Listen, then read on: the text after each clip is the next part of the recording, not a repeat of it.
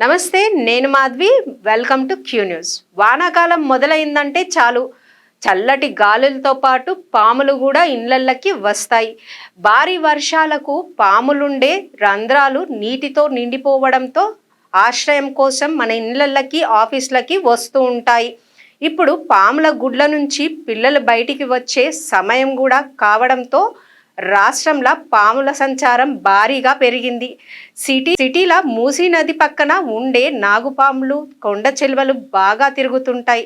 పాములు కనపడగానే జనం ఆగమాగం కాకుండా ఏం చెయ్యాలి, వాటి నుంచి ఎట్లా కాపాడుకోవాలి అన్న ముచ్చట ఇప్పుడు చూద్దాం. గుట్టలు తవ్వి నాశనం చేస్తే పాములు రాక ఏమవుతాయి? ఎప్పుడు అడవులు పొలాలలోనే కనిపించే పాములు ఇప్పుడు అపార్ట్మెంట్లు, పరిశ్రమల కల్లా కూడా వస్తున్నాయి. సిటీ చుట్టుపక్కల ఉన్న గచ్చిబౌలి, వనస్థలిపురం, హయత్ నగర్, జవహర్ నగర్, ఉప్పల్ లాంటి ప్రాంతాల నుంచి పాములు ఇండ్లకి వస్తున్నాయని జనం పరేషాన్ అవుతున్నారు. ఎక్కడ పడితే అక్కడ గుట్టలను దవ్వి ఇండ్లు కడతాంటే పాములకుండే జాగలేక ఇండ్లకి వస్తున్నాయని తెలుస్తోంది.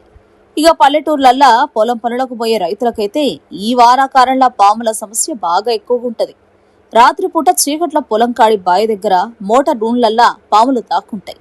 జూన్ నుంచి సెప్టెంబర్ దాకా పాము కాటు కేసులు బాగా ఎక్కువ నమోదవుతాయని జూ పార్కు డాక్టర్లు తెలిపారు. ఒక్క హైదరాబాద్లోనే పోయిన సంవత్సరం 2000కు పైగా మందికి పాములు కరిచినాయంటే పరిస్థితి ఎట్లున్నదో అర్థం చేసుకోవచ్చు. పాములను కొట్టద్దు, పక్కకి జరిగి దాన్ని చూస్తూ ఉండాలి. ఇంట్లోకి పాము రాగానే జనం ముందు భయంతోని ఆగమాగమవుతారు. దాన్ని కొట్టి చంపాలని చూస్తారు. కానీ అట్లా అసలే చేయొద్దని పాములు పట్టేటోళ్లు చెప్తున్నారు. పాము కనబడంగానే దానికి దూరంగా ఉండాలని చెప్తున్నారు. కానీ ఇంట్లో పిల్లలుంటారు, ముసలోళ్ళుంటారు, చూసుకుంటా ఎట్లుంటారు? అయితే అక్కడి నుంచి పిల్లలను, పెంపుడు జంతువులను పక్కకు తీసుకుపోవాలి. పాము ఎటుపోతాందో చూస్తూ గది తలుపులు మూసేయాలన్నారు. ఇంట్లోకి పాము వస్తే ఫ్రెండ్స్ ఆఫ్ స్నేక్ సొసైటీ వాళ్లకు ఫోన్ చేస్తే సరిపోతుంది. ఈ నెంబర్ రాసుకోర్రి, 8374233366. ఈ నెంబర్కు ఫోన్ చేస్తే వాళ్ళు వచ్చి పామును పట్టుకోబోతారు.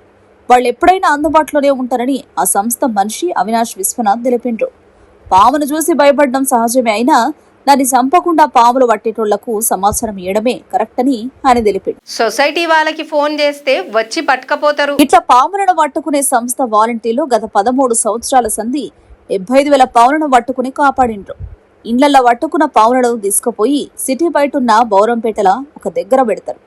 ఆ తర్వాత నెలకు ఒకసారి ఆ పాములను తీసుకుపోయి కవ్వాల్, అమరాబాద్ లాంటి దట్టమైన అడవులల్లా వదిలేస్తారు.